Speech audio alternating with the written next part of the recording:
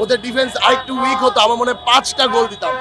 মানে আগুন তার পায়ে যে জাদু আছে এটা একবার প্রতিভা এবার দেখায় দিয়েছে ভাই 7 আপ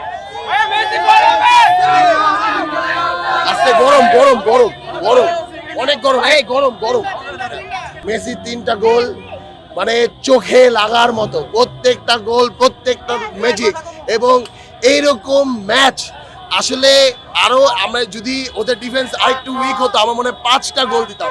এবং এই ম্যাচ এরকম ম্যাচ আর্জেন্টিনা এই বিশ্বকাপে ইনশাআল্লাহ প্রত্যেকটা ম্যাচে খেলবে নাকি? কাপ তো আর্জেন্টিনাই নেবে, বাকি সব হচ্ছে দুধ ভাত।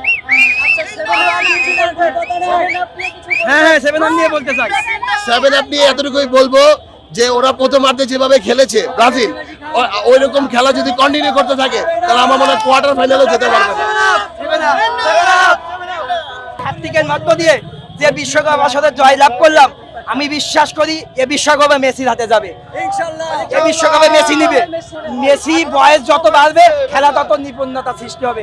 আমি মনে করি বিশ্বাস করি ব্রাজিলের অনেক দর্শকও মেসিকে ভালোবেসে আজকে খেলা দেখতেছে। তারা মেসির প্রত্যেকটা ম্যাচের খেলা নৈপুণ্যতা দেখে মুগ্ধ হয়, কিন্তু আমরা ব্রাজিলের কোনো প্লেয়ার পাইনি যাদেরকে দেখে আমরা মুগ্ধ হবো। মেসি মেসি 1000 বছর চেষ্টা করলেও ব্রাজিলে কখনো একজন মেসি জন্মগ্রহণ করতে পারবে না, একটা মেসি তৈরি করতে পারবে না, আমরা বিশ্বাস করি।